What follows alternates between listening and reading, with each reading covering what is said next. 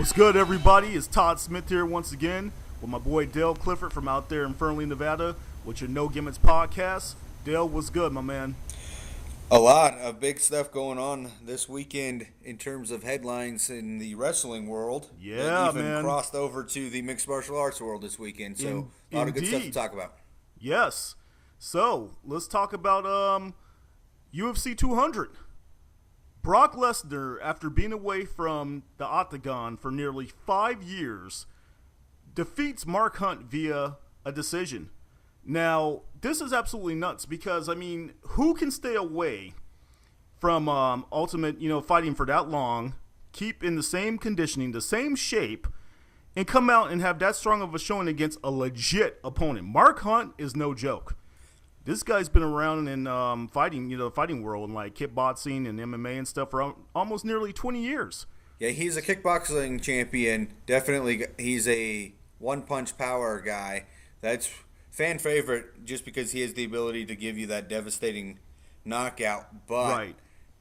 He's like, as an all-around mixed martial artist, not much past the kicking and the punching. Let me put it that way. Correct. And I mean, you feel that's what would allow Brock to capitalize in this fight? Oh, absolutely. I went into this one thinking that Brock needed to use what made him better than Mark Hunt, and that was wrestling and his power, and he utilized that to perfection. Just multiple takedowns, and he just overpowered him. It's like every time he took him down, he was able to get on top of him, do some hammer fists, and really Hunt struggled to get out of those situations.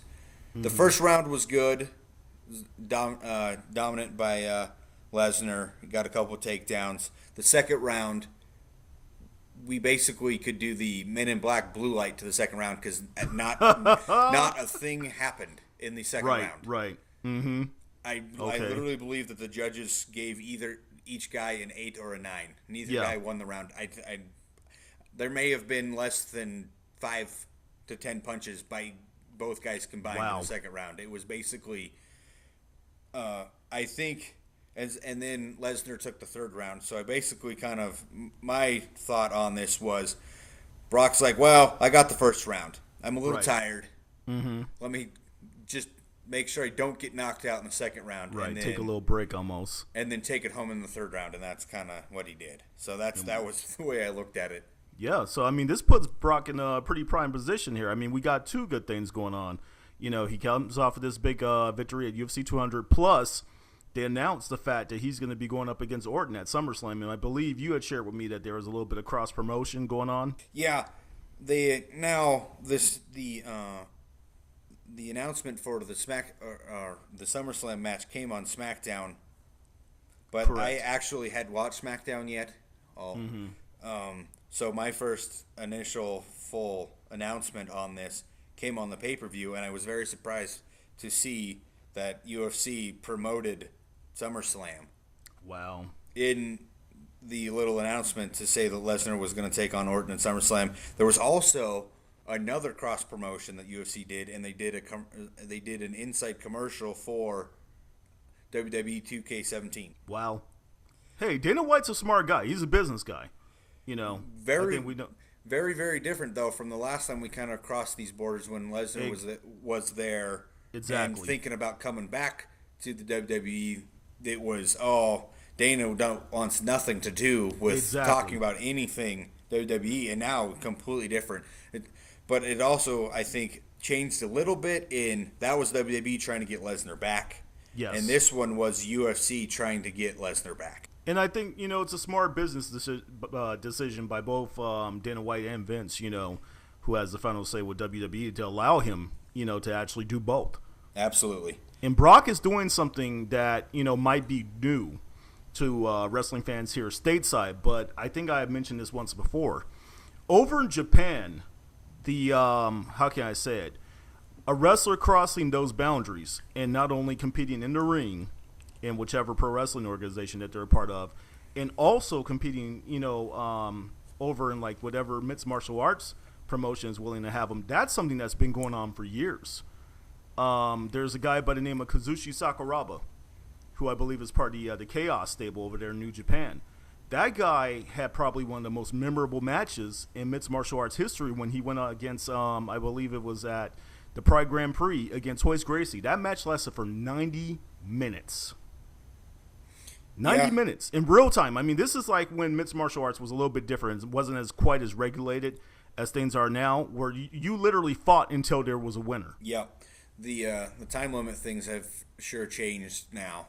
Because even the early stages of UFC, they had time limit stuff, and fights went a good chunk of time.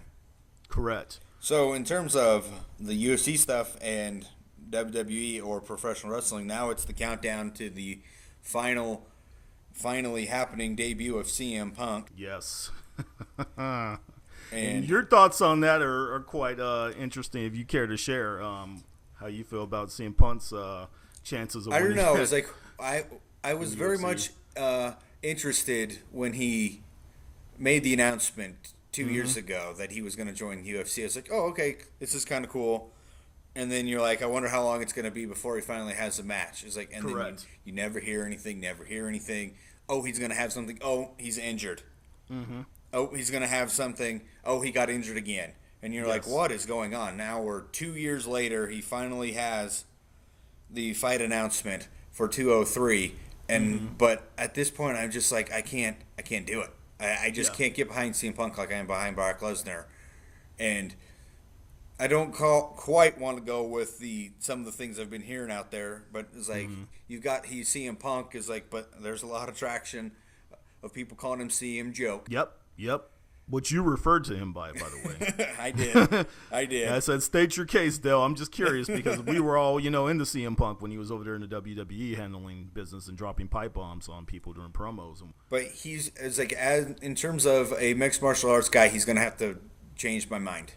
Okay, right now. So I mean, as I said before, I guess that whole thing about him being a Muay Thai guy and having some knowledge of submissions, all that was completely fabricated by the WWE.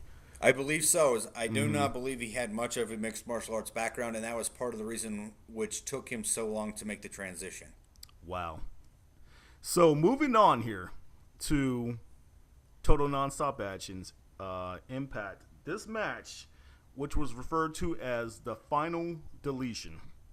So we had Jeff Hardy versus Matt Hardy, or I guess I should say Broken Matt Hardy versus Brother Nero. Now, this has been quite an interesting week because this match has been polarizing. You've been getting a lot of thoughts on both ends. The pros about it, the cons about it. You and I discussed it briefly before we went on the air with the No Gimmicks podcast. Our buddy Brian Zane had an interesting take on it. And you were saying that you actually agreed with some of the things that Brian had to say on this match, correct, Dale?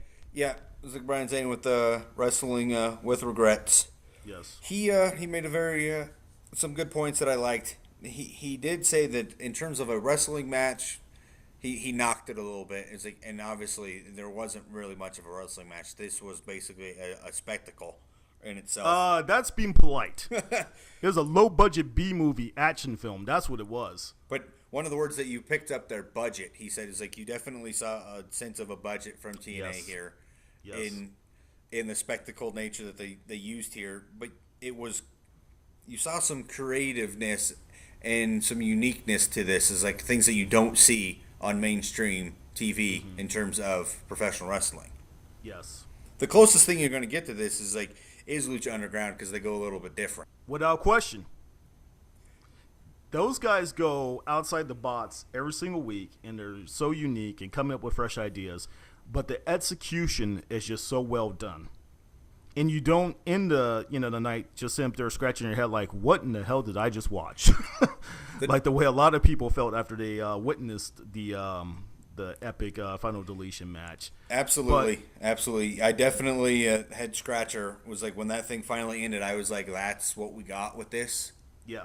It was just because I think a lot of it just went so far in a different direction than I think what we were anticipating coming from it. Cause very true. We had broken it down every week with every different stipulation match that they had and kind of thinking what was going to be their final match is like, and then, but that's the thing. It was completely new and different. Yes. And it was like, but I was like, I will say, it's like though being Hardy versus Hardy, I think it kind of fits that mold. It definitely does, but I mean, let's kind of, think here in retrospect. I'm going to ask you the question. I'll answer it myself. What was your idea of the match that would blow out, be the final blowout or blow off for this feud here between them? I mean, because I'm quite sure even in your wildest dreams, though, that you wouldn't have imagined something like this. Like, what did you think that TNA was going to give us? I had no idea because that was just things that we had Full Metal Mayhem. We had Six Sides of Steel, and I was just like, where else can we really go? It's like, that's going to be bigger. Because my thoughts, and I think I shared this about a week or so ago, the fact that Destination X was coming up. And there was a match that was the blow-off to the, I want to say it was the Rhino AJ Styles feud. This is going back probably about 10 years ago in TNA, called Elevation X. It is rarely ever used. And it's kind of a dangerous match, too, because it's basically a scaffold match in the form of an X. Kind of almost like one of those like lighting grid type setups. They would kind of elevate the guys up almost to the top of the arena, and basically the only way you could defeat your opponent is by them falling off. Just kind of similar like what happened with the Road Warriors back in NWA Jim Crockett Promotions, I believe it was, when they knocked Jim Cornette off the scaffold years ago, and he fell, and I think he blew out both of his knees. It's dangerous. It's very dangerous. But that's where I saw them going with this. Never, ever did I ever possibly think that the Hardy Birds would be shooting Roman candles or whatever kind of fireworks those were at each other, and one of them using a boat as a shield, and Jeff Hardy climbing to the top of a tree to deliver a swanton through a ladder, and the mysterious symbol of the Hardy Brothers or the Hardy Boys that got lit on fire, and all this crazy stuff I never could have ever came up with. Yeah, it would definitely was the head scratcher, but that's just the thing. It was like, as Brian said, you didn't want to turn away. You wanted to see what crazy thing was going to come next. Mm-hmm. So, for their credit, they succeeded. It was like a bad car wreck. I just think that the big kind of thing was that really how it was all going to end. I kind of think that the ending kind of just happened. Yeah, because the ending was very anticlimactic. I thought, if anything, if they were going to go that route where Jeff climbed up on the symbol and they lit the symbol on fire, I just said Jeff's going to go up in flames and he's going to fall off the symbol, this huge fireball of fire, and then Matt's going to come and pin him somehow or something like that. That's the way I saw it going down. But yeah, the end was just kind of like he fell off, Matt kind of tossed him off to the side and he pinned him. I was like, oh wow, yeah, that was kind of anticlimactic. But that's the thing, it's like it captivated the wrestling community for an entire week, and still kind of has it going. So TNA, I will give you guys props for that, because this week that match has generated more talk and more, how can I say it, feedback than anything that Impact has done in a very, very long time. And I think one of the guys who writes for Cage Side Seats said it best. He said, is it good for the business? No, the wrestling business as a whole, what they did there. But was it good for TNA's business? Oh, without question. The ratings went way up. I think those might be the highest ratings that TNA has ever received since they've been on Pop in the short time that they've been over there. Talking about high ratings to low ratings, I think this is the perfect segue into the rest of Monday Night Raw. Yes. And what was probably the lowest rated, one of the lowest rated weeks of Raw, definitely one of the lowest rated July 4th episodes that Raw's ever experienced. And it basically was that kind of show. And when the show starts off with everyone inside of a lunchroom and a huge food fight breaks out, and that's one of the most memorable moments of the show, you're in trouble, right? I would say so. Yeah. A food fight being the top things to discuss on a wrestling program, I don't think is kind of where you want to go. I mean, this show was all over the place. Now, there is a website, I'm not sure if it's still in existence, that has been around called WrestleCrap. WrestleCrap is kind of Hall of Fame for some of the worst angles, some of the worst gimmicks, some of the worst matches, Final Deletion. That match is going to wind up in the WrestleCrap Hall of Fame if they're still around. I'm talking about they had Titus O'Neil come out dressed up like Uncle Sam. Oh, yeah. In a match against Uncle Samuel Rusev. Titus. I mean, this guy, did he look goofy or what, though? It was a United States title match, and you have Titus in a red, white, and blue costume. I was like, I couldn't take it seriously. Yeah, don't forget the wig. He was wearing a wig too, wasn't he? He's supposed to. It's like this is supposed to be a serious match for the United States Championship, and you got Titus coming out in red and white blue overalls, and the Uncle Sam hat. And a brother used to pull this off, and it's so ironic to me because if you recall correctly, let's go back a couple years here. Let's rewind back to when Xavier Woods was a part of the Impact roster when he went by the name of Consequences Creed. Remember that? I was going to go all the way to Rocky and bring up Apollo Creed. Yeah, a brother can pull this off, but Titus, no, this look was not meant for you. Okay? I just couldn't get over it. I just said to myself, I said, yeah, these are two of the biggest goofs that they have in the WWE. And I just said, yeah, it's making a mockery of the U.S. title, which at one point in time was a prestigious title, especially when it had the lineage with the titles over there in like NWA Jim Crockett Promotions and in WCW.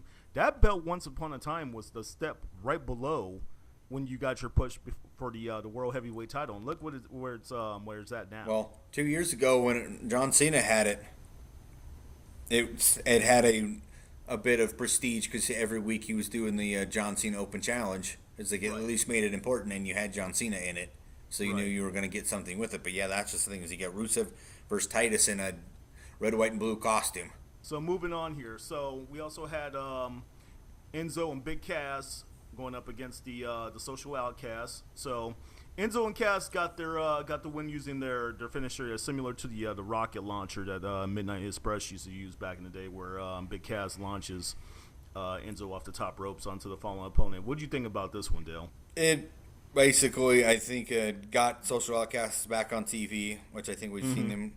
If this wasn't their return episode, they've been back just recently for the last couple episodes, and again furthering kind of Enzo and Cass's direction towards the top, as they clearly, as we'll find out later as we found out later in Raw, they are going to have a lot bigger impact on the show. Yes, and I would have been perfectly fine had the Social Outcasts been held off of TV and did not make a return back. I mean, you talk about the ultimate example of them taking a few guys and throwing them together into a stable, and it's funny that this always seems to happen to Heath Slater. I mentioned the three-man band?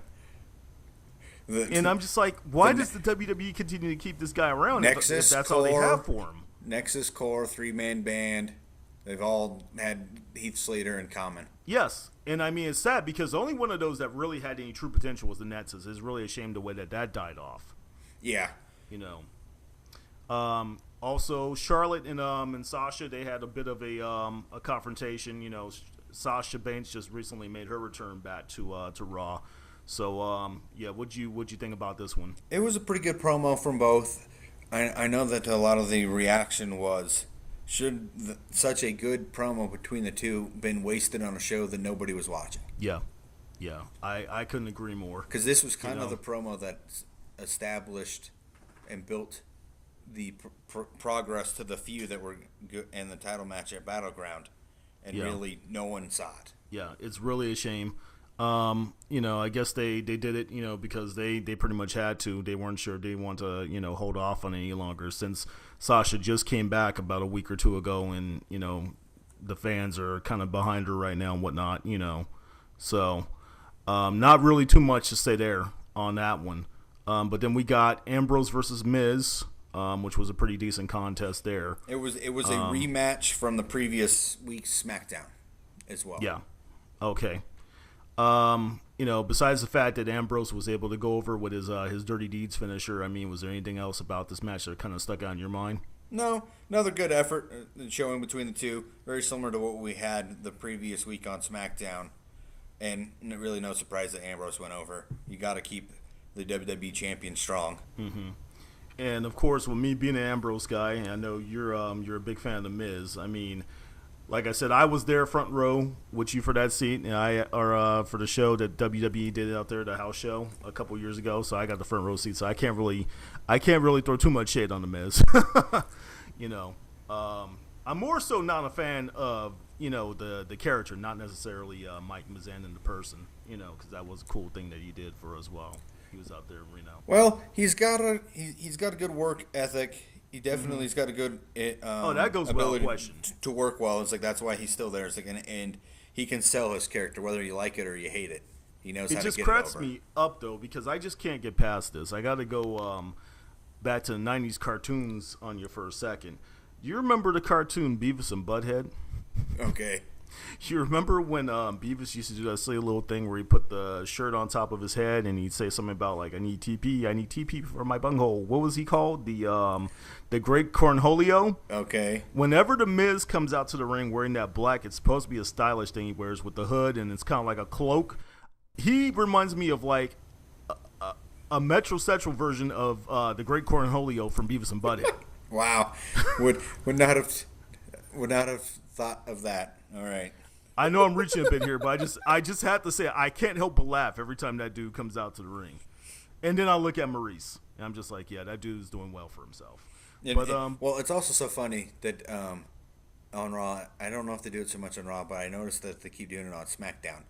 Every time Miz comes out, they're like, what happens if on SmackDown Live at the draft, Miz and Maurice get separated? I was like, if Miz and Maurice were going to get separated, I guess that can happen. But really, what was the point of bringing Maurice back then? That's the question. That's the question that we're both asking. But hey, you never know. No, you don't. Crazier things could happen.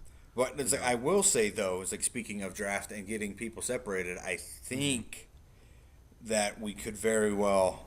This is my take. Is that I think the New Day's run is going to end here. Please make that happen. I'm so serious about this.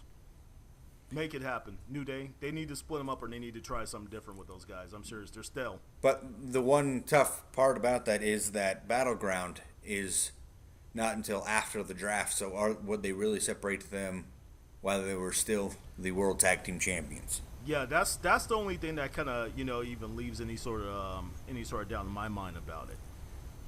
Because I really wish that Xavier Woods would get a solo push, to be perfectly honest with you. Because I definitely feel like this New Day Wyatt family rivalry thing is definitely leading towards the possibility that New Day separates.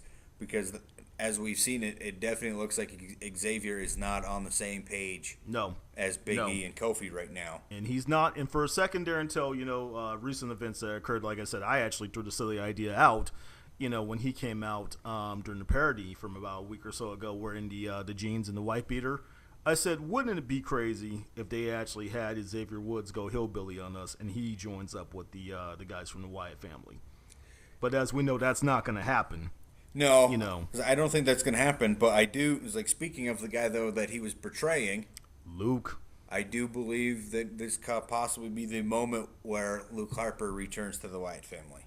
And I'd be glad to see Luke back. Luke Harper is the best worker in the Wyatt family. They got the muscle, and like I said, you already kind of got my opinion on those two stiffs from about a week or so ago, Rowan and Strowman. But Bray can that guy has the crowd eating out of the palm of his hands every time he's on the mic, and he's decent in the ring. But Luke Harper, we're talking about a guy from Ring of Honor. Yep. He has those Ring of Honor roots, and that guy can work. And I don't think that too many of the guys that come over from Ring of Honor have we really ever said that they couldn't go. And here's the funny thing about that you bring it up. I'm going to go way off topic for a second here. Think of one guy who did not make it to the WWE roster and who was down on NXT and was questioned about his work ethic and put on a lot of weight. I'm talking about Chris Hero. Chris Hero, yeah. A.K.A. Cassius Ohno. And it's funny because I still get to see Chris Hero. You don't watch Pro Wrestling Guerrilla at all, but me and my boy Khalil Smith always hooking me up with good wrestling. We get together frequently. I'd say maybe a couple times, a month, and we watch some of these PWG. Freudian slip there.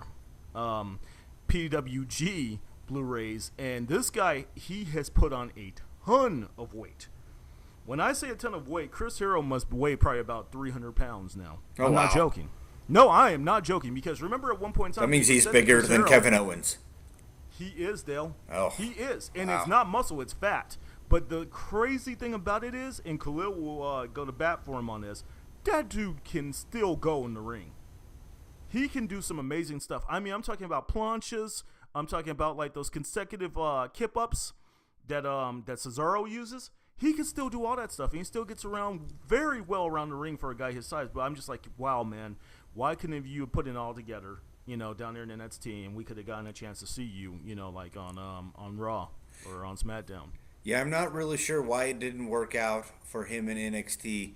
I think a lot of it was that he was putting on the weight. WWE didn't like that, and I think they wanted him to try to cut the weight because they had a vision for his character, and and they just never saw him work towards that. Even though I think he can still work in the ring, he just didn't work the way that WWE wanted him to.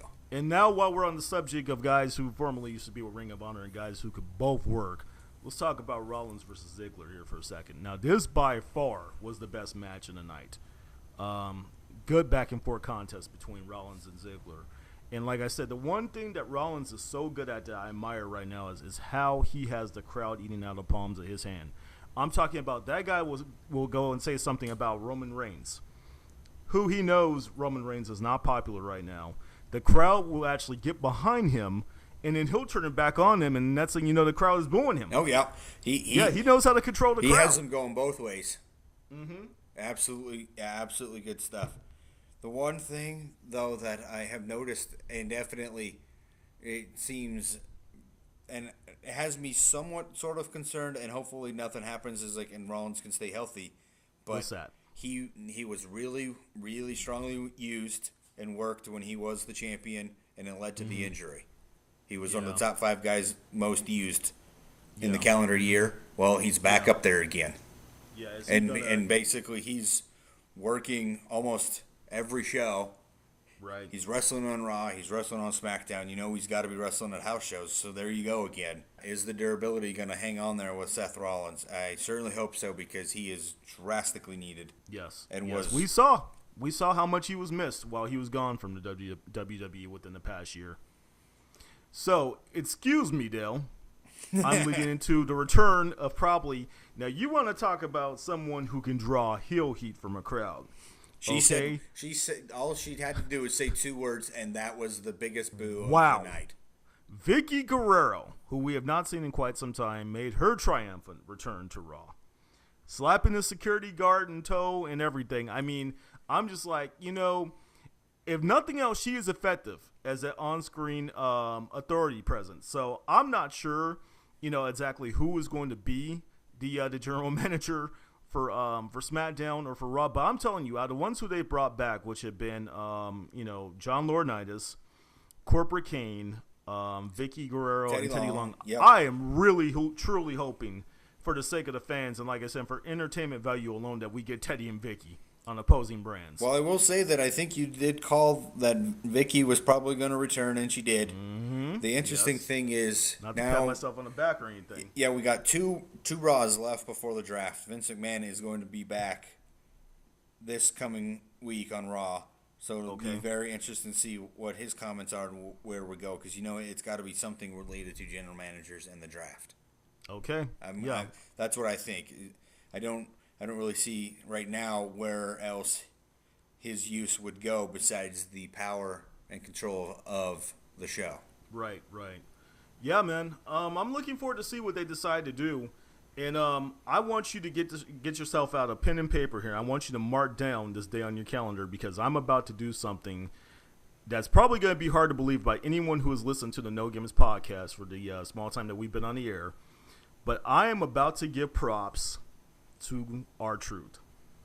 No, you didn't. Okay. No, you didn't. Yes. Oh, yes, I am. If you're going to say, oh, no, tell me you did not just say that. You got to do it in the Booker T voice, Dale. Come on now. Oh. Come on. Tell me you didn't just say that. Okay. So let me say this. What has been my biggest knock on R-Truth, basically, besides the fact that I think his in-ring work isn't exactly the greatest? What has been the biggest knock? I don't know. You always knocked on his rap because it was always the same. Exactly. What happened on Monday night? It kind of got changed up a little bit. For the first time in how many years? Okay, this dude has literally came out. He has come out to the same song since he was over in TNA. Because that's one thing that made R-Truth unique, in that he used the same exact theme music in both TNA and in WWE because he wrote it himself. So he owns the rights to that song, What's Up. Okay? It was long overdue for a remix. So we finally got a remix of What's Up, and this is pretty much the Golden Truth version. I mean, and they even added in the whole little thing where Goldust is doing his goofy little dance mixed in with it. But I'll tell you something else that I really liked. The finisher. I believe they're referring to it as Solid Gold. Is that what it's being called? Yeah, I believe so.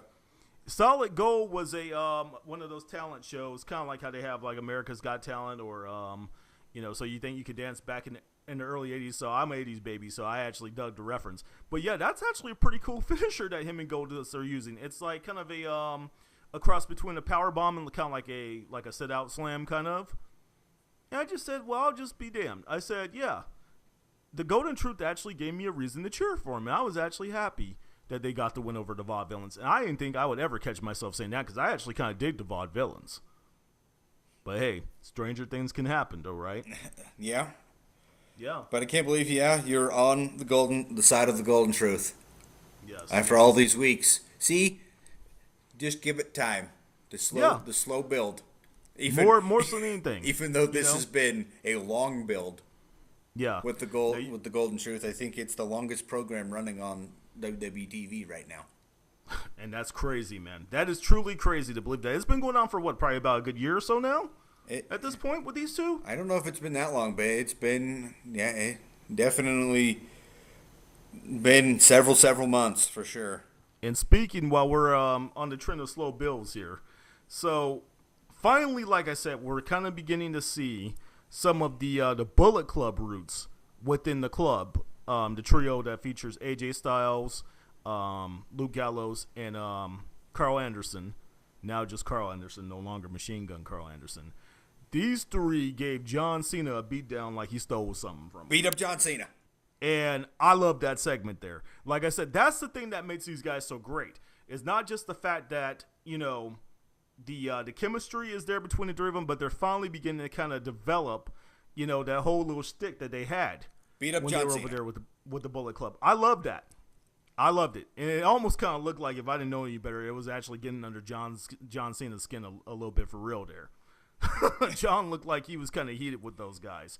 Yeah, I know that he made some comments afterwards. I don't know if it was just based on trying to build the story. He kind of responded on Twitter and stuff about that whole beat up John Cena stuff. I think it's probably just more so to build the story than it is. Just developing the story. Yeah. But yeah, I'm telling you, man, I was just like, oh yeah, keep it going, you guys. Keep it going. We did see more interaction between the club and Enzo and Cass, who came to save John Cena. Yes, they did. After this whole segment of beat up John Cena. Then we had the club and Enzo and Cass kind of have a confrontation on SmackDown. Okay. Enzo and Cass were in the middle of cutting a promo and got interrupted by the club. Oh, okay. Just kind of kind of reversing course a little bit. And then they turned it into, since John Cena's not here, it was like, since we can't beat up John Cena, we're going to beat up Enzo and Cass.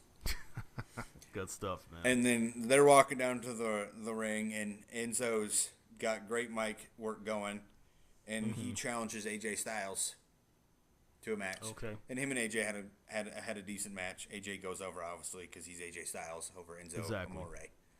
So coming up at Battleground here, we're going to see Natalya versus Becky Lynch. From this past Monday, Becky Lynch went over Summer Rae. No big surprise there. I mean, Summer Rae just doesn't really have a whole lot really going for her in terms of, in-ring action right now. So I think Becky versus Natalya is going to be a pretty solid matchup coming up at the pay-per-view. I just think it's kind of funny how all of a sudden, Natty went from kind of being a babyface, so now all of a sudden she's telling everyone that she can't be nice. She's tired of getting stepped on, basically, and now she felt that she had to kind of, stab Becky in the back in order to get to the top kind of thing. I don't know. What's your thoughts on that? Yeah, I'm not really sure why they decided to flip Natalya heel. She, as I've touched on before, she hasn't really been there since her beginning days with the Hart Dynasty days. Yeah. At the beginning. So it'll be interesting because I just think that a lot of people have gotten behind her as the face. Again, if you watch Total Divas, she's kind of one of the ones you want to root for. Yeah. So it's just interesting to kind of see that and where they're going to go with it. Yeah.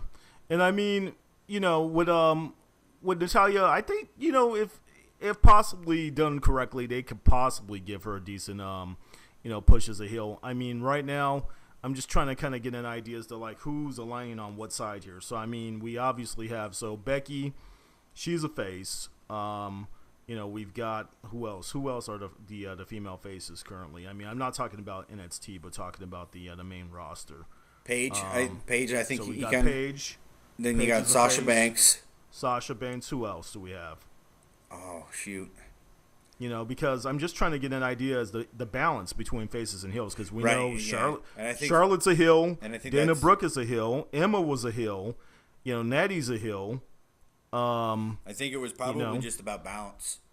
So because that's the thing. Because if Natalya is still a face, then you have the only heels you really have are Charlotte and Dana. Mm-hmm. And there's nothing for Natalya and Becky to do. So all you got to do is just flip one of them. And it's kind of funny because flipping Natalya makes sense because she's been face for so long. So yeah, because I was almost gonna say, maybe it almost would have made more sense for them to have turned Becky heel. I don't know. She's the only one of PCB that hasn't actually flipped heel at one point. Had to hit the heel turn. Yeah. Even though Paige is now back to sort of a face, but right. So yeah, so it's definitely an interesting path that they got Natty going down. But to cap off Raw from this past week here, you and I had discussed this before the show. It's very interesting when at the end of Raw, how often can you say that you see Big Show and Zack Ryder being the last two guys in the ring who the camera has a shot on as Raw comes to a conclusion? Right, that definitely left me with a huge surprise of, wow, this definitely was a Raw that needed to be watched when you have Big Show and Zack Ryder ending your main event segment. But I mean, a dude who's a mid-carder, I guess he's kind of getting a push towards the U.S. title, right? But I do believe, though, that I think we are seeing something of this with Zack Ryder. Mm-hmm. He got the pin on Sheamus on Raw to end the Team USA versus Multi-National Alliance. Correct. And then what happened on SmackDown? They kind of gave a rematch between Sheamus and Zack Ryder. And Zack Ryder got the pin. And then following the victory, he challenged Rusev for the United States Championship. So I think that we're going to get that coming up on Raw this week. And so now you're like, all right, well, here we are with Zack Ryder, who had the big moment at the show that we don't speak of, then immediately fell back. Very good, Dale, not to speak of it. Then he fell back down to Zack Ryder, that basically is what is the main roster Zack Ryder, nothing much. And let me do a correction. Now maybe we're getting the build back up for him, hopefully, to actually something of importance. Yeah, and it's like, let me correct myself from about a week or so ago here when I said that it was Corbin versus Ziggler. It was actually Corbin versus Ryder where he got squashed. So he had that squash match against Corbin. Yeah, so now they're kind of giving this guy some momentum. So it's actually good. The crowd connects very well with Zack Ryder. Always have. Yeah. So I say, hey, why not? As you know, my sentiments about Rusev, I don't need to go too far into that, but I would just be glad to see anyone get just about the U.S. title off of him. Besides, maybe possibly Titus. I wouldn't really want him with the U.S. title, but if Zack could get it, I'd be fine with that. And speaking of Zack Ryder, as we shift into, let's go ahead and talk about the developmental territory NXT. Him and Mojo Rawley took on Blake and Murphy, sort of. Until there's all about maybe 10 seconds of a match before we had the return of Rhino and everybody but one of, I think it was Murphy, or no, it was Blake, I think, that got out of the way to go. Got out of the way, yeah. It was Murphy. It was Murphy. Yeah. It was Murphy. I've always been a fan of his. Since his old school ECW days when they referred to him as the Rookie Monster, that guy used to just destroy people, okay? Rhino was known for doing a couple of things. The gore and pile driving people through tables. He was just a beast. And, I mean, he is one of the guys who I always said, besides maybe Bill Goldberg, when I saw him hit someone with that spear that he referred to as a gore, it 100% looked believable. I mean, there are a couple of times where he just literally just gored people out of their boots. I'm glad to see Rhino back. I have absolutely no idea as to what they plan to do with him down there in NXT, but it's good to see him back. No idea what the plan is for him, but it definitely feels like NXT is trying to bring in a guy that they kind of know what to expect from him when we are just a week and a half from the draft. Mm-hmm. And I'm pretty sure Rhino isn't going to be a main roster guy. He is NXT enhancement. Yeah, of sorts. That's cool. I won't say enhancement of sorts, but just basically how I'll use that word is enhancement for the product of NXT. Exactly. Yeah, a guy with experience. Basically who could come down to NXT and work with them, and help them, kind of get familiar in the ring and whatnot, toughen them up a little bit. He was the guy that helped build Baron Corbin. Yeah. So why not use him again? They got some new talent coming up to the main roster, new talent coming up from the dart matches and the house shows that they've been doing with NXT, who are actually going to be on NXT television here pretty soon. So yeah, he'll probably get a chance to work with some of them as well. But speaking of Blake and Murphy, who kind of got together sort of for this match before it was quickly ended by Rhino, one other person that left was left of Blake and Murphy, Alexa Bliss, is now on her own. Yes. She faced Bayley. Pretty decent match. Yes, very solid match. Alexa Bliss has really improved over about the last year or so. I've always been a fan of hers. I like the finisher that she uses. That finisher is kind of like a, I don't know, it's kind of like a cross between almost like a splash and like she kind of changes directions in midair a little bit. There's a tag team back in the early 90s in ECW called the Eliminators. And there was a guy, Perry Saturn. You remember Perry Saturn? Yes. Him and John Cronus were the Eliminators, and they used to use that splash like that. Okay. That's the only other active, or not active, I guess they're both, John Cronus, unfortunately, he's passed away, and I'm not sure if Perry Saturn is still wrestling nowadays or not. But yeah, they're the only ones I have ever seen use that move besides Alexa Bliss. And Alexa, yeah, she does that cool thing where she does like, it's almost like moonsault, but instead of actually landing flat, she lands with the double knees. That's pretty cool. It was definitely another solid NXT women's match. Haven't really been disappointed by too many of those in terms of getting the point across of what they're trying to accomplish with the match. Yeah. And Bayley, I like the new mean streak that she's got going. Yeah. And that, again, that's the purpose. Is like you definitely are trying to see a more aggressive Bayley, and it looks like we're going to get her in a probably Bayley Nia Jax 3, I think is getting ready to happen as we had the confrontation between the two at the end. So I definitely think we're going in that direction. And it will definitely be interesting to see who gets the nod there to get another chance at Asuka for the NXT Women's Championship. I see Bayley going over. I see her getting the rematch against Asuka. The only thing is, I don't know if I see her taking the title from Asuka unless Asuka gets drafted to the main roster. Right. Yeah. I think Asuka's going to retain there. It's like when and if we get this match. I definitely agree with that because I don't know how much longer, as we've got the push to get all these new talents to the main roster with the expansion, how much longer Bayley's going to be down in NXT. Yeah, and I think she doesn't have much time. And then, like I said, I think Nia is definitely going to stay as the dominant force in the women's division down there in NXT. And she's improved a bit, but she's definitely still, I think she could use a little bit more seasoning before they bring her up. So main event. Let's talk about this was the third encounter between these guys, between the Revival and American Alpha, if I'm correct, right? Correct, yes. American Alpha beat them the first, well, it might even be the fourth, but I know it's at least 3 title matches. Yes, because American Alpha, obviously, they took the titles from them in the first bout, right? Correct. And then they lost them in the second, which was just a phenomenal match at the last TakeOver that they did.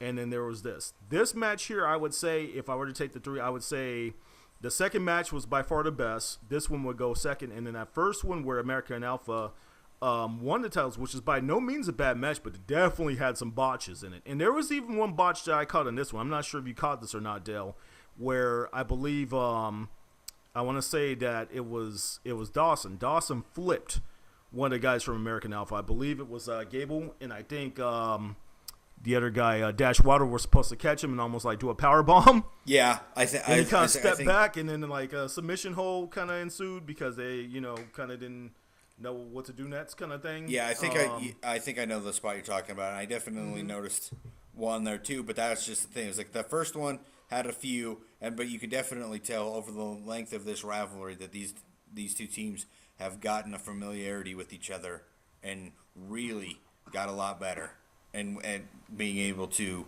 tell a story as they get their psychologies down and just work together and put on high quality matches. Yes. I mean, some of the best wrestling, some of the best tag team wrestling that you're going to see in all of professional wrestling is in that NXT roster. I mean, if you look at their tag team division is pretty loaded.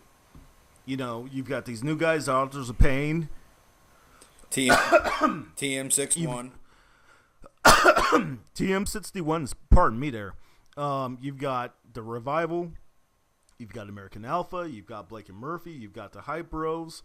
And I would say, the majority of these tag teams are all very talented. You're forgetting probably one of the hottest ones going is Gargano and Ciampa. And that's interesting, too, with those two guys, because Gargano and Ciampa had never tagged out on the indie circuit. Were you aware of that? No, and that was, and I know that they've been bringing that up a bit, how they got brought together at NXT, because getting ready to start this week is the CWC, where both guys are in the competition. Yes.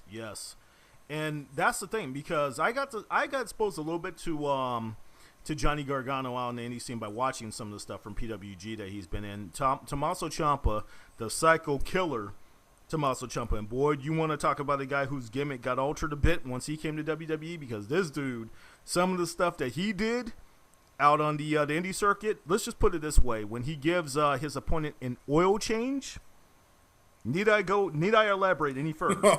Okay? It involves his thumb going somewhere. Oh, wow. All right. On the opponent's body, okay? I'm not going to go any further than that. This guy was referred to as the Psycho Killer, Tommaso Ciampa. So he's definitely been tamed down quite a bit. But yeah, those two, they have excellent chemistry together.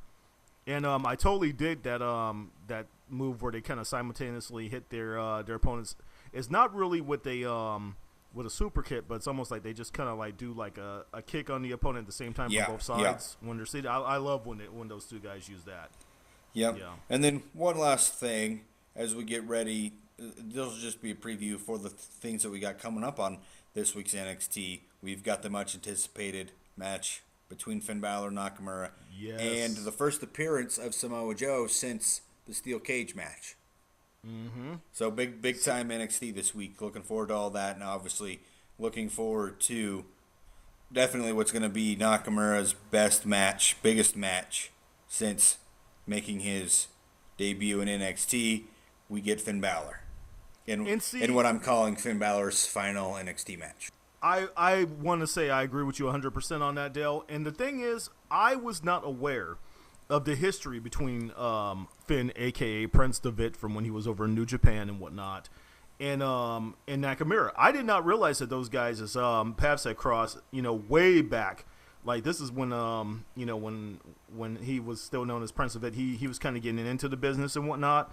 I mean, these guys, they go back kind of like how Owens and Sami Zayn do. Yeah. And that they know each other's families, they hang out together, but when they get in the ring, those two guys are ready to tear each other's heads off. And this is going to be one hell of an encounter. I'm talking about, like I said, this match has the potential of being better than what Nakamura and Zayn had at TakeOver in Dallas. And that's hard to believe because, in my opinion, I still say at this point, we're about, past the mid-year point at this point. That still is my favorite for match of the year. I think this has the potential to top. Yeah, I'm hoping so. I'm pegging this one as being match of the year, and I hope it delivers. I think it will. Both guys really haven't disappointed too much in that category, and at this point, and then it will be interesting to see what we get from Samoa Joe when he returns. I think that he might return at the end of this match maybe and confront the winner, which would make sense if it's Nakamura. Oh, and that has me, man. That just has me. I'm sitting on the edge of my seat right now. And that sets up Brooklyn. Whoo! I'm telling you, Dale. If you had or if I had a Skype camera, let's put it that one. You can actually see me right now. I got goosebumps on my skin right now because that match right there, like I said, Joe versus Nakamura, and Joe versus a returning Hideo Itami, who I believe is on his way back if he hasn't already made his return. He has made his return to house shows. It'll be interesting to see when we finally get to see him back on TV. It's been over a year. Those two matches, those are my two dream matches in WWE right now. Neither one of them are coming from the main roster. So now we've covered WWE and we've covered NXT. So you're tuning in to the No Gimmicks podcast featuring Dale Clifford and Todd Smith here. Now we're going to be moving on to TNA Impact. Let's discuss what else happened over in Impact this past week here. We already touched upon the Final Deletion quite a bit at the top of the program, but there was some really good stuff that happened on Impact this past week here. I mean, I'm talking about like the X Division match. You know, it was about time that this guy Eddie Edwards finally got his due. Ultimate X. Eddie really had been struggling there for a little bit. Like I said, he won the belt and he dropped it to Mike Bennett. Now, I'm not sure exactly what was going through Impact Brass's head. You know, at that point in time, they realized that it was kind of a mistake for them to take the belt off of Eddie as quickly as they did because he got it back pretty quickly. And I just saw him kind of being lost on the shuffle and kind of floundering a little bit. But, yeah, he takes it in a pretty solid match, too. And then what does he decide to do? He decides that he is going to cash it in for a shot at Destination X for the World Heavyweight Championship against Lashley. Now, here's where this is different than what we're used to because usually in option C, it means that whomever won the X Division title actually has to cash it in, basically. It's almost kind of like how it is with Money in the Bank. And then they get to face the world champion. But in this case, this is actually a title match. Yep, they changed it up a little bit. So Eddie could literally walk away from, like I said, this guy just a couple weeks ago, you know, was kind of floundering a bit, you know, without having his partner Davey Richards around, you know, and then he wins the X Division title and he loses it to where this dude literally can walk away here with both titles. What a turn of events, huh? Wow, what a turn of events. Yeah. But however, I now feel like we're headed in a direction of getting Eddie Edwards and Mike Bennett in something. I see it. And in my opinion here, I'm going to call it right now, Eddie Edwards wins this match against Bobby Lashley. Does he take the titles, though? He wins, and he takes the titles. And I believe it's going to be caused by some sort of interference from someone. I'm not sure if it's going to be because, you know, I don't know how far Davey Richards is along with his recovery and if he could possibly be involved in this at all, or if it's going to somehow be like interference caused by Mike Bennett. But I see it happening because I was discussing this with Matt Baczynski, who you know, we discuss a lot of wrestling with, one of my boys from ESPN there. So I said to him, does it make sense for Bobby Lashley to walk away with both the world title and the X Division title? It almost makes more sense for Eddie to walk away with both belts because Eddie has experiences in both divisions. That's my logic, at least. I get your logic. My interesting thing is because Mike Bennett wanted to become X Division champion to take the X Division title and cash in at Destination X, which he didn't get to do because of the Ultimate X match that Eddie Edwards won. And Mike Bennett then said it was going to be his mission to destroy Destination X. Destination X. More ha ha ha ha. Cute evil laugh. So, my thought is like, what bigger way to impact, pardon the pun. No pun intended. Pardon the pun. TNA then change the outcome of that match or take it away from Eddie Edwards. Yeah. It will totally be worth watching to see how this is all going to play out, man. So, you know, I mentioned Drew Galloway and EC3, so it looks like these two are going to get the opportunity to completely tear each other apart in a street fight coming up at Destination X. I like this feud. I like this feud a lot. I look at it as the two guys who broke off from WWE and who have truly, really developed and kind of came into their own since they came over into TNA. Crazy thing is, Lashley Drew Galloway, EC3. Mm-hmm. Jeff Hardy, Matt Hardy. Know where I'm going here? Yeah. Yeah.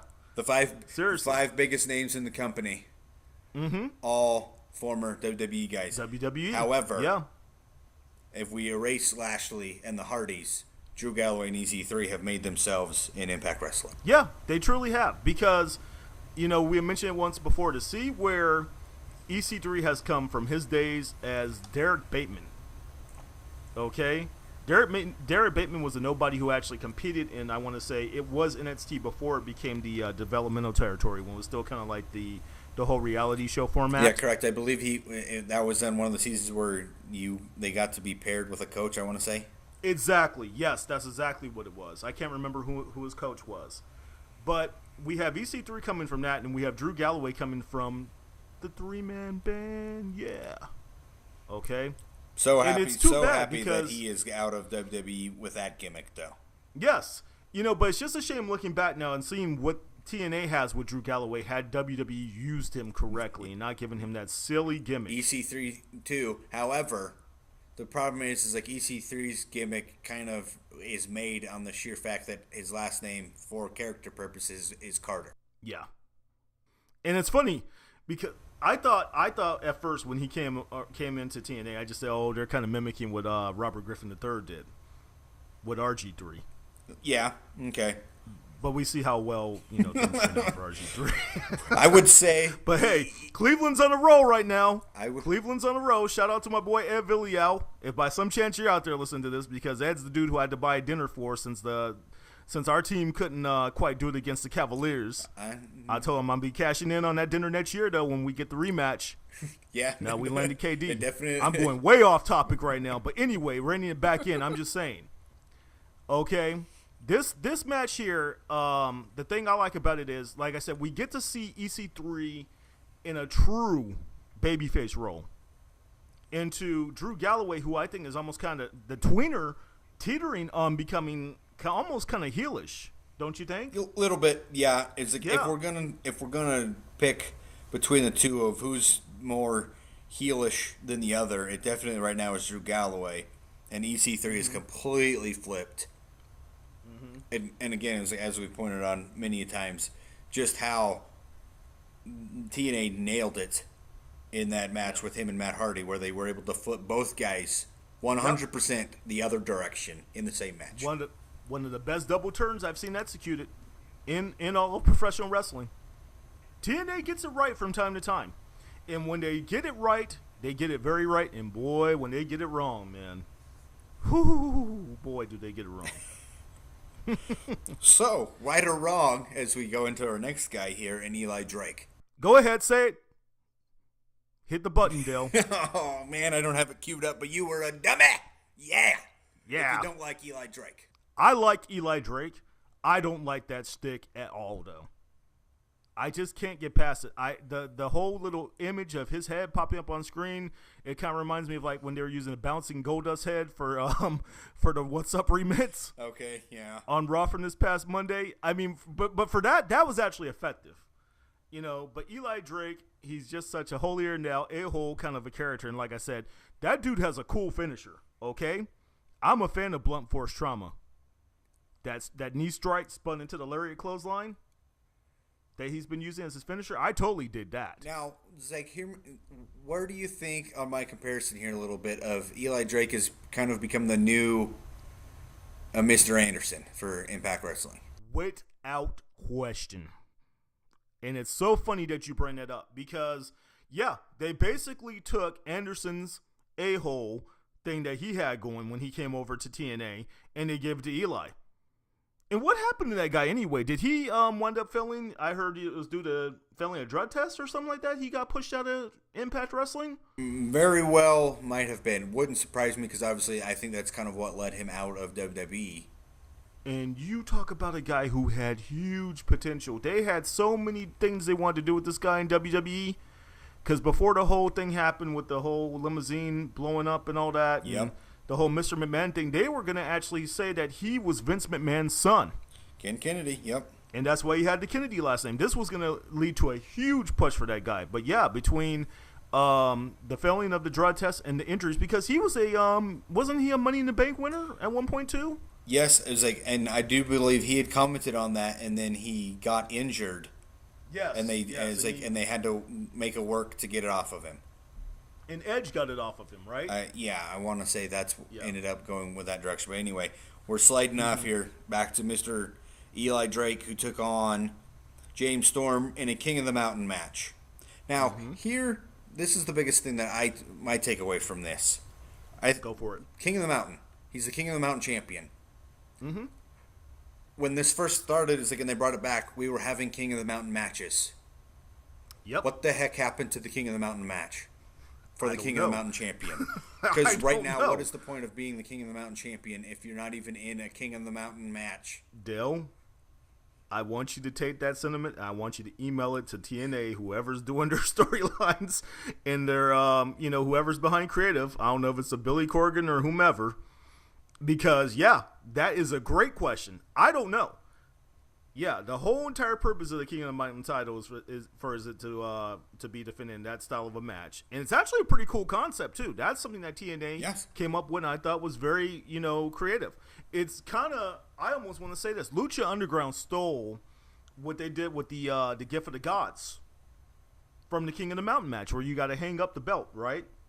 Yeah. On like a rung, yeah. So it's almost the opposite of a ladder match where you don't actually go up to capture the belt. You actually have to put it up there, and that's how you win. And then they have like the whole penalty box set up outside the ring where somebody has to go inside like a penalty box for a little bit, if I'm correct. Yep. Okay. Yeah.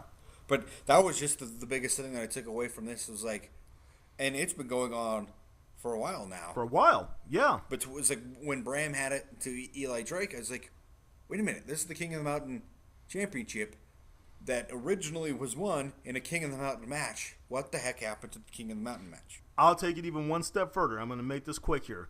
That belt has not had any consistency. No. You know how many times that belt has changed names? That belt was like the global title. It was, I want to say, the television title or something like that. The Legends title, like around the time I think when Booker T was on, when he was part of Main Event Mafia. So not only has the stipulation changed throughout the matches, but the actual title of the belt itself has changed over the years.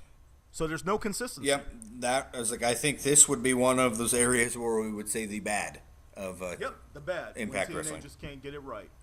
But anyhow, as we know, Drake, Eli Drake retained the belt. Storm has kind of gotten lost in the shuffle a bit. Yeah, and definitely, as we've touched on, I think he got hit by the fact that Bobby Roode left.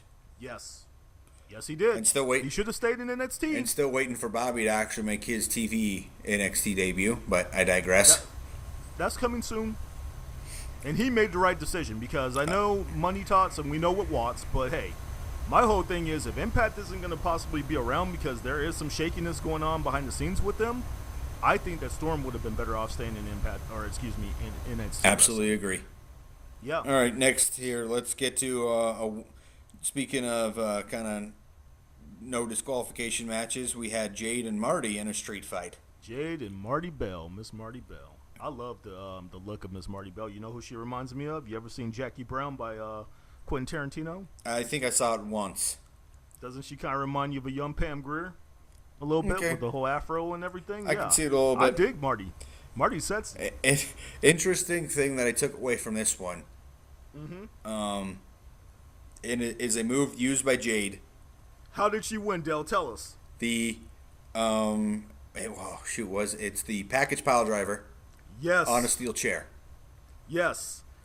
Why won't WWE let Kevin Owens use this finisher? If TNA will let a female wrestler use it onto a chair, but WWE won't allow for him to use it at all.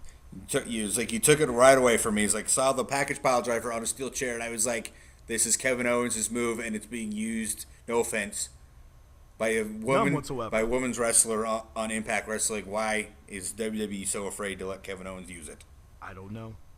I wish I could tell. I think, like I said, in some scenarios, I almost want to say they're doing a little bit too much. They're almost like the overprotective parents. A little bit, yeah. I think they're so afraid of head injuries, neck injuries right now that that they're kind of downsizing some of the things that really have made this era popular. Yeah. My biggest thing with this whole angle that they have going on with Jade and Marty, though, I think it's been a bit rushed between the two of them. You know, not too long ago, you know, they were partners in crime and everything, and they were affiliated with the Dollhouse, and then all of a sudden they kind of pulled almost, dude, I'm telling you, that the guys who put together TNA, the writers and the bookers and whatnot, they watch some of the stuff that's going on with WWE, because I find it that it's so concurrent with what's happening with Natty and Becky Lynch. A little bit. I could see that. Okay. Yeah. Yeah. Again, was like we brought up this topics before about either show kind of taking a little bit from between WWE and Impact, taking something from one and mixing it up, mashing it up in a different form on their product. Yeah, free enterprise, man. Basically, yeah, taking somebody else's work and calling it your own. All right, one last thing here as we wrap up Impact. We had a mixed 6-person tag team match between Decay, the Bromans, and Raquel. Okay, match. Who's from right here in Connecticut, by the way. You know that. The biggest thing I think to me that came out of this was the Big Brother Cam that had Bram and Rosemary in a little makeout session for Bram and Rosemary up in the tree. Kising. Yeah. Caught him in the act, man. And that kind of threw Decay off their game, and Bromans ended up getting the win. Yes, they did. And we finally got to see that cool finisher. Like I said, I love how uncanny Decay is and their unstable nature. That finisher where I don't know what the name of it is. I don't know if they even have a name for it. Where Abyss pits up Crazy Steve and then he choke slams him onto the opponent. Yeah, I'm pretty sure it has there was something, no opponent there. I can't think of. Yeah, I can't think of a name. I think it is called something. Backfired. But yeah, but no, this was good stuff here. I dig this little feud because I think Decay is cool. Decay, you just don't see enough of that in wrestling anymore. They used to have all kinds of crazy stables. You know, like you used to have the Dungeon of Doom. You used to have the Brood. You know, you used to have Raven's Flock. You know, you don't see enough of those crazy, like, uncanny tag teams anymore. So that's why I really did Decay. And the Bromance is more of a modern-day tag team. They're more like the 2016 tag team. Yeah. You know, the guys who are in really good shape, tan, and go to the gym and have the, you know, the beautiful, valet slash, wrestler in Raquel. It's two complete opposites here between Decay and Bromance and Raquel. Yeah, so it'll be interesting to see where this goes next because with Destination Nets, coming up on the horizon, maybe they'll have some kind of a cool little stipulation match or something like that. So you're tuning in to the No Gimmicks podcast with Todd Smith and Dale Clifford. Now we move on to our favorite portion of the program. And you know what that is, Dale. Absolutely. Lucha Underground. When we only got 2 more now for season 2. Man. I'm going to be going through Lucha Underground withdrawals. And I'm hearing of some of the things that are taking place in season 3, and I must say, yeah, there's going to be a couple people who aren't going to be around anymore. I think Lucha Underground will remain, consistent and whatnot. They'll continue to bring in some new guys as well, but I'm really disappointed to hear that we're going to be losing a couple of the talents. Like I think we've discussed that Ricochet is going to be moving on. Yep, Prince Puma. Now the interesting thing will be to see is like when we reach season 4, is if Prince Puma exists. Exactly. With another wrestler underneath the mask or another luchador in this case. So, but we'll see. But anyway, as we're on the 3 weeks of Ultima Lucha Dos. Basically, what week 1 provided us was a handful of matches connected to the 4 unique opportunity. And the night started off with Cage versus the Mac. My man, the Mac. And the Mac won. And what was this?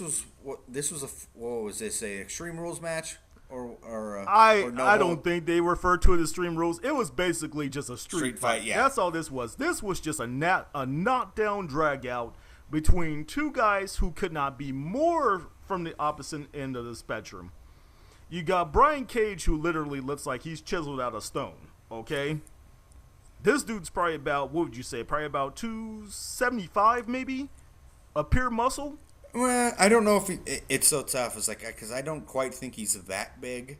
Because now he is a big mofo. You remember from when we met him? Because now you're talking. It's like if he's that big, it's like he's in comparison to looking like Lesnar. It's like because the thing is like I just don't think Brian's that tall. He might not be that tall. And then Brock is probably about what, 6'2", 6'3"? He's 6'3", 265 because that's what he weighed in for UFC 200. So I'd say, what would you say, Brian, is probably around maybe like 6 feet, 6'1" maybe? Yeah, I was like probably about maybe 265 then or so. I would put them fairly around probably the same size. Obviously, it's like Brian's a little bit more chiseled than Brock, and Brock still looks in pretty good shape. Yeah, but anyway. The point I'm trying to get at is, like I said, now you got Brian Cage, who literally looks like he just came out of the gym and just owned it. Then we got my man, the Mac, Mr. Willie Mack here, who looks like he just owned a plate of waffles and fried chicken at Roscoe's House of Chicken and Waffles. Okay? But this dude, like I said, not taking anything away from the Mac, he is one of the most athletic heavyweights in all of professional wrestling. Did you see that guy deliver the shooting star press, the running shooting star press on the outside of the ring? Yeah, again, I was like, I'll give you credit. Week by week, I have gotten more of a fan of the Mac. Yes. He definitely, though, kind of has a little bit of the aspects of, well, he'll go a little retro and steal some stuff from people that we know. Uh-huh. Including, dare I need to mention his name on this program, but you used to watch old school ECW. You're familiar with the tag team, the Gangstas. A little bit with New Jack. New Jack used to always do that shtick with the guitar, where he'd sit up there and he'd strum the guitar and he'd kind of, move back and forth a little bit. The next thing you know, he was taking that guitar and going upside your head with it. My biggest notice was that he was acting very much like Stone Cold. Yes, with the delivering the stunner after downing a couple brews too, with right? With the beers and the stunner, yeah. Yeah. That match was just all over the place. I mean, they were up there into the crowd a little bit. Then we saw Matt kind of go up into the second tier of the arena, kind of up there like on top of Dario's office, and delivered a crazy retro style. Now, you want to get back to the Gangsters there for a second. Remember when New Jack used to always make a big deal out of putting someone on a table and then doing those insane dives from off of balconies. But this dude did it with style. He didn't just do one of those crazy running dives. He did a fraud splash. Yeah. On the cage through a table. I was just like, wow. Yeah. The dude's something else, man. Like I said, every time the Mac hits the ring, I'm tuned in. But yeah, this Lucha Underground was definitely filled with high stipulation matches. Also a part of, because that's what I said, 4 unique opportunity kind of turned into a little tournament aspect, because we had 4 people announced, and then it turned into 2 singles matches where the winners would face each other. Exactly. So in the other match, we had Son of Havoc versus Tejano in a bar fight. Did you see Tejano's back at the end of that match? I kind of missed it a little bit, but knowing that he got backdropped through all of the glass and the chairs and everything else, wooden chairs at that, not the normal chairs that they use like the folding chairs. That dude's back looked like a pack of bloody hamburger meat. That was gruesome. So okay, yeah, and obviously we know that with Tejano going through all of that, there's no way that he'd have won. So then, no. And the next set was Son of Havoc versus the Mac, which I didn't like. Yeah, I did not like that match. Yeah, it's like if we're gonna pick some of the matches, this is one of the downside matches of the week. Son of Havoc went on. It was a cool off match because it kind of reminded me real quick here. I'm just gonna make this analogy of the Extreme Rules match that featured it was Zack Ryder and Baron Corbin, where the nut shot is what qualified it as being a no DQ match. The only thing that really kind of made this match anything like out of control or like outside of a regular match was I think they kind of went up into the crowd for like maybe a few seconds, and I think Matt got tossed into the bleachers, and then that was basically it. Yeah, this one wasn't much, but that was the thing, is he had already had 2 crazy matches, and then you still had something else coming, you figured, because Dario Cueto always has something up his sleeve. The devil had to come out there and offer him an offer, make him an offer that he couldn't refuse, right? And here is the unique opportunity was this, a title shot or $250,000. Mm-hmm. Son of Havoc, being a wrestler, being a guy that wants to be champion, chose the title shot. But Dario Cueto wasn't satisfied with that. Nope, of course not. And we knew he had an ulterior motive involved. And we then met a new star to Lucha Underground, and probably maybe Famous B's A1 client here in Dr. Wagner Jr., who I don't really know anything about. Wow. That's all I can say about this because I'll take this one. Dr. Wagner Jr. has been around the business for a good while. I'd say maybe probably about 20 years or so. This dude has been over in New Japan. He's wrestled for several years down in Mexico. He's got the family lineage. He has a couple members of his family, I believe, immediate family, I think brother and father, who both have wrestled.